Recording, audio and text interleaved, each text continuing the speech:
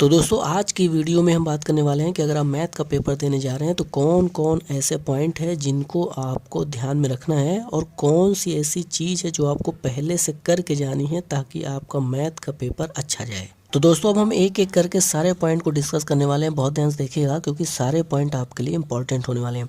जो पहला पॉइंट है वो बहुत ज़्यादा इंपॉर्टेंट है। पहला पॉइंट ये है कि जब भी आप मैथ का पेपर देने जा रहे हों तो पेपर देने से पहले कम से कम आपको 3-4 या 8 से 10 प्रैक्टिस सेट आपको घर में लगा लेना है।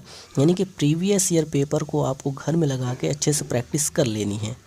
तो दोस्तों प्रैक्टिस आपको उसी तरह करना है जिस तरीके से आप बोर्ड में कॉपी लिखते हैं, यानी कि जिस तरीके से आप रियल एग्ज़ाम देने वाले हैं उसी तरीके से आपको घर में प्रैक्टिस करनी है। तो दोस्तों अब हम चलते हैं अपने दूसरे पॉइंट पे और बिना पहले पॉइंट को कवर किए आप दूसरे पॉइंट को कवर नहीं कर पाएंगे। बहुत ध्यान से देखिएगा, यानी कहने के मतलब है कि बिना प्रैक्टिस के आप दूसरे वाले पॉइंट को अच्छे से नहीं कर पाएंगे। दूसरा पॉइंट क्या है, देखिए आपको तो पता होगा कि एग्ज़ाम में जो टाइम मिलता है वो आपका 3 घंटे का मिलता है, लेकिन हम कहते हैं कि जो पेपर है वो आपको पूरा 3 घंटे का लेके नहीं चलना है। घर में प्रैक्टिस इस तरीके से करनी है कि जो पेपर है आपका वो 2 घंटे 40 मिनट के अंदर आपका हो जाना चाहिए। यानी कि पूरा का पूरा 3 घंटा आपको नहीं लेना है। जो 20 मिनट लास्ट का है उसको आपको बचा के रखना है। क्यों रखना है? क्योंकि जो ये 20 मिनट आप बचाए हैं, इस 20 मिनट के अंदर आपको क्या करना है कि कॉपी को आपको एक बार अच्छे से देख लेना है। कहीं ऐसा तो नहीं कोई चीज़ छूट गई हो या जल्दीबाजी में कोई चीज़ लिखना भूल गए हों। कभी कभी होता क्या है कि आंसर छूट गया या फिर मार्क करना भूल गए या फिर किसी पॉइंट पे हम लोग कुछ चीज़ छोड़ देते हैं या फिर रफ को काटना भूल गए। तो ऐसी जितनी भी चीज़ें हैं एक बार आपको फिर से देख लेनी है 20 मिनट के अंदर। फिर आपको ये भी देख लेना है कि अगर आपने बी कॉपी ली अच्छे से बनी है कि नहीं, सब कुछ बी कॉपी में भरा है कि नहीं। तो इस 20 मिनट में आपको पूरा चेक करने के लिए आपको ये समय रखना है। तो दोस्तों ये चीज़ें तभी संभव है जब आप अच्छे से ढेर सारी प्रैक्टिस करके जाएंगे, तभी आप समय बचा पाएंगे, अदरवाइज आप समय नहीं बचा पाएंगे। तो दोस्तों अगला पॉइंट आता है कि रफ कार कहाँ करें। बहुत ध्यान से देखिएगा, जो कॉपी आपको मिलती है उसका जो कवर है उसको आप छोड़ दीजिए। कवर आप छोड़ दीजिए तो जो कॉपी आपकी बची उसमें जो सबसे लास्ट पेज होता है उसमें आपको रफ कर लेना है। जैसे मान लीजिए देखिए ये कॉपी है, आप ऊपर का पेज निकाल दीजिए और जो है नीचे का उसको पेज आप हटा दीजिए। उसके बाद जो कॉपी बची तो ये तो हो गया आपको पहला पेज और ये कॉपी का हो गया लास्ट पेज। तो यहाँ पे आपको रफ करना है। अगर ये पेज भर जाए तो इसके बगल में आपको रफ डाल के उसमें आपको रफ कर लेना है। शुरू से आपको अच्छे से क्वेश्चन करते जाना है। रफ करने के कई तरीके हैं, आप बीच में भी रफ कर सकते हैं। अगर आप बीच में रफ करते हैं तो लोग ऐसा बताते हैं कि आपको राइट साइड पे नहीं करना है, लेफ्ट साइड पे करना है, तो आप वहाँ भी कर सकते हैं। लेकिन अगर आप गलती से किसी वजह से आप नहीं ध्यान दे पाए, अगर आप राइट साइड पर रफ कर दिए तो उसको आपको घबराने की बात नहीं है, नंबर उस पर आपका नहीं कटता है। लेकिन हमने जो बताया कि रफ आपको सबसे लास्ट वाले पेज में करना है। तो दोस्तों अगला पॉइंट जो है वो ये है कि आपकी कॉपी में कट बिल्कुल भी नहीं होना चाहिए, यानी कि कट ना के बराबर होनी चाहिए। इतनी प्रैक्टिस आप करके जाइए कि कट बिल्कुल ना के बराबर हो।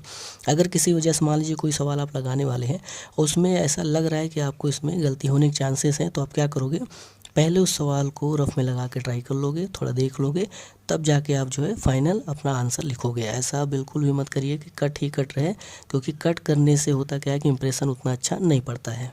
तो दोस्तों इस बात को आप ध्यान रखिएगा कि कट जितना कम से कम हो उतना ही आपके लिए अच्छा रहेगा।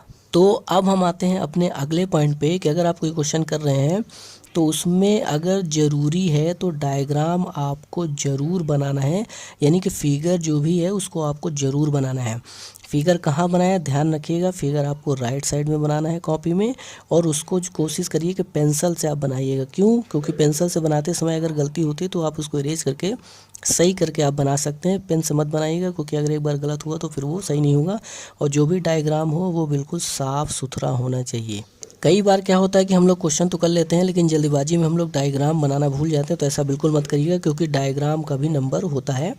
अब दोस्तों अगला पॉइंट जो आपको ध्यान रखना है वही है कि बहुत ध्यान से देखिएगा कि मान लीजिए आप कोई क्वेश्चन कर रहे हो और क्वेश्चन करते समय उसका आंसर आ गया 2। जैसे मान लीजिए आपने कोई क्वेश्चन सॉल्व किया 5-6 लाइन का, उसमें आंसर आया 2, तो हम ऐसे लिखेंगे x = 2, आंसर तो 2 आया, तो उसको हम क्या करेंगे, ऐसे हाईलाइट कर देंगे, बगल में यहाँ पे आंसर डाल देंगे कि ये हमारा आंसर हो गया। यानी कि जो मेन चीज़ें हैं उनको आप हाईलाइट कर देना तो ज़्यादा अच्छा रहेगा। अब मान लीजिए कि आप कोई लॉन्ग आंसर टाइप क्वेश्चन कर रहे हैं जिसमें जो है क्वेश्चन बड़ा है, आपका क्वेश्चन जो है पूरा एक पेज में आ गया, तो जाहिर सी बात है पूरा एक पेज कोई पढ़े तो उसमें टाइम लगेगा। तो आप क्या करना है आपको कि जो इम्पॉर्टेंट पॉइंट है उनको आपको हाईलाइट कर देना है। हाईलाइट का मतलब जैसे मान लीजिए आपने 4 लाइन लगाया, उससे निकल के आया कोई एक रिजल्ट निकल के आया, जैसे मान लीजिए x बराबर 3 निकल के आया, तो हम ऐसे लिख देंगे x इक्वल टू 3, ये हो गया इक्वेशन फर्स्ट। फिर मान लीजिए हमने और सॉल्व किया तो हमारा जो दूसरा इक्वेशन है यानी कि जो दूसरा रिजल्ट है वो आ गया, चाहे इक्वेशन है चाहे रिजल्ट है। तो मान लीजिए दूसरा रिजल्ट आया y इक्वल टू 2, तो हम क्या करेंगे, डाल देंगे उसको सेकंड, यानी कि या तो हाईलाइट कर लो, अगर कोई इक्वेशन है तो उसको फर्स्ट सेकंड डाल देना है, इक्वेशन नहीं है इस तरह है तो उसको आपको हाईलाइट कर लेना है, ताकि उसकी नज़र डायरेक्ट इस पर पड़े और वो देख ले कि हाँ आपने क्या चीज़ करके लाई है। तो यहाँ पर आपको एक चीज़ और ध्यान देनी है कि मान लीजिए कोई लाइन आपने लिख दी है, मान लीजिए यहाँ से लेके यहाँ तक आपने कोई लाइन ऐसे लिख दी है सवाल लिखते समय जो बहुत इंपॉर्टेंट है या जिसको आपको हाईलाइट करना है, तो उसको बॉक्स बना के हाईलाइट मत करिए, उसमें क्या करिएगा कि ब्लैक पेन से आपको अंडरलाइन कर देना है, यानी कि इंपॉर्टेंट चीज़ों को हाईलाइट ज़रूर करना है, इस बात का विशेष ध्यान रखिएगा। तो दोस्तों अगला पॉइंट जो आपको ध्यान रखना है वो ये है कि जब भी आप प्रूफ करने वाले क्वेश्चन कर रहे हो या कोई ऐसी थ्योरम कर रहे हो जो प्रूफ करने वाली हो, तो जितने भी प्रूफ करने वाले सवाल हैं उनको आप इस पैटर्न में करना है। क्या करना है कि जो चीज़ थ्योरम में जो सवाल में दी गई है सबसे पहले उसको आपको लिखना है, फिर जो चीज़ प्रूफ करना है उसको आपको इस लाइन में लिखना है, ऐसे हेडिंग डाल के टू प्रूफ, फिर यहाँ पर आप लिख दीजिएगा, तब जाके आपको जो है प्रूफ स्टार्ट करना है। मान लीजिए कोई ऐसा सवाल आप कर रहे हैं जिसमें आपको कंस्ट्रक्शन करने की ज़रूरत है, कंस्ट्रक्शन मतलब कि अपने से आपको कोई लाइन ड्रा करने की ज़रूरत है या फिर उसमें फिगर में कुछ जोड़ने की ज़रूरत है, तो आपको क्या करना है कि सबसे पहले तो आपको लिख देना है गिवन, उसके बाद फिर जो है जो प्रूफ करना है वो आप लिख दीजिएगा, तो टू प्रूफ हो जाएगा दूसरा। फिर अगर आपने कंस्ट्रक्शन किया है तो आपको अगली लाइन लिखनी है कंस्ट्रक्शन में जो भी आपने लाइन जोड़ी हो या बढ़ाई हो वो आपको यहाँ लिख देना है, फिर लास्ट में आपको ऐसे करके प्रूफ स्टार्ट करना है। और अंत में एक चीज़ ध्यान रखना है कि जब भी आपका क्वेश्चन ख़त्म हो जाए, यानी कि जो आप प्रूफ कर रहे हो अगर वो प्रूफ आ जाए, तो अंत में आपको लिखना है हैंस प्रूव्ड, ऐसे करके क्वेश्चन आपको कंप्लीट करना है। इस तरीके से आपको इस पैटर्न में करना है अगर प्रूफ वाले क्वेश्चन आते हैं तो। और जब भी आप कॉपी में क्वेश्चन कर रहे हो तो कॉपी में लाइन आप ज़रूर खींच लीजिएगा इस साइड पे, यानी कि राइट साइड नहीं लेफ्ट साइड पे आपको लाइन ज़रूर हर पेज में खींच लेनी है। और जो एक पॉइंट आपको और ध्यान रखना है कि जो भी सेक्शन का सवाल आप कर रहे हो वो सेक्शन आपको ज़रूर मेंशन करना है। मान लीजिए हमने सेक्शन बी किया है तो हम ऐसे डालेंगे सेक्शन ऐसे बी और फिर ऐसे अंडरलाइन कर देंगे, तो ये हो गया सेक्शन।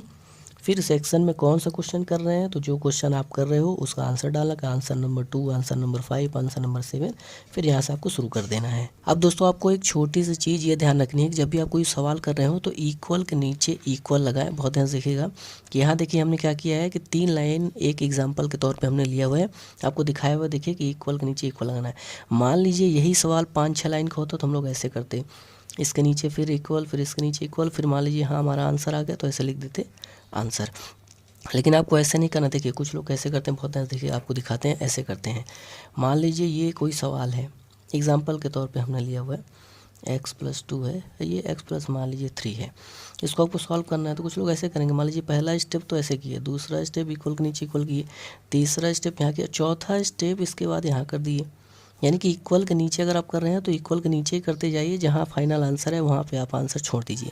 ऐसा मत करिए कि 3 इक्वल इधर फिर 1 इक्वल इधर, ऐसा बिल्कुल मत करिएगा। एक सिस्टमेटिक ढंग से आपको कॉपी लिखनी है।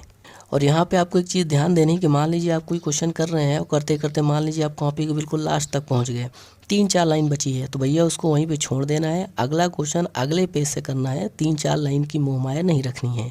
तो दोस्तों अगला पॉइंट हमारा ये है कि जब भी आप कोई क्वेश्चन कर रहे हो तो उसमें जो चीज़ आप लेके आए, खासकर ज्योमेट्री वाले क्वेश्चन में ऐसा करना पड़ेगा आपको कि कोई चीज़ अगर आप बता रहे हैं तो उसका रीज़न आप ज़रूर दें। जैसे कि एग्जांपल से आपको समझाएं कि आपको कहाँ क्या रीज़न देना है।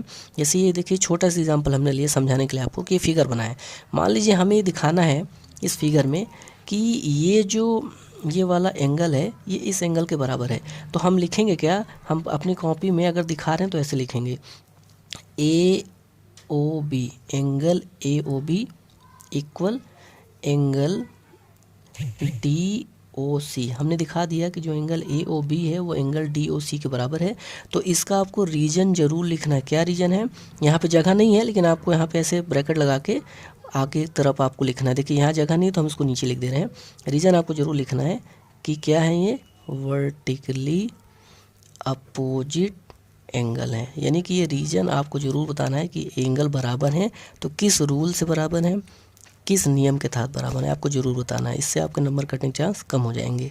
तो दोस्तों अगला पॉइंट जो आपको ध्यान रखना है वो ये है कि अगर आप कोई ऐसा क्वेश्चन करो जो प्रूफ करने वाला नहीं है, जिसमें वैल्यू निकालने के लिए कर रहा है, यानी कि कोई चीज़ है जिसकी वैल्यू आपको निकालनी है, तो बहुत ध्यान से देखिएगा। तो आपको ऐसे आंसर नंबर तो डालना ही है, लाइन तो खींची रहेगी, तो इधर आपको डालना है सॉल्यूशन, यानी कि ऐसे डालना है आंसर नंबर 2, फिर डालना है सॉल्यूशन, और फिर जो चीज़ गिवन दैट है, जो चीज़ सवाल में दी गई है सबसे पहले उसको आप लिखिएगा। उसके बाद आपको सवाल को सॉल्व करना शुरू करना है। अगर फिगर की ज़रूरत पड़े तो राइट साइड में फिगर बना देना है।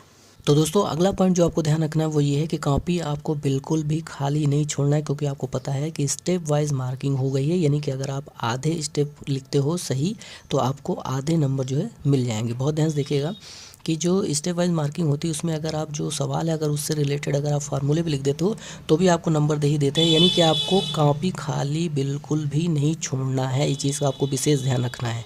और अगर आप इन पॉइंटों को ध्यान में रखते हुए कॉपी नहीं लिखोगे तो एग्जामिनर तुरंत समझ जाएगा कि आपने इससे पहले प्रैक्टिस नहीं की है, आपने इनको ध्यान में नहीं रखा, आप जरूर नौसिखिया हैं, आप पूरी तरह से तैयार नहीं है। तो इस बात का आपको विशेष ध्यान रखना है। एग्जाम जाने से पहले यानी कि पेपर देने से पहले इन पॉइंटों को जरूर ध्यान में रख लें और इन पर जरूर काम कर लें। धन्यवाद।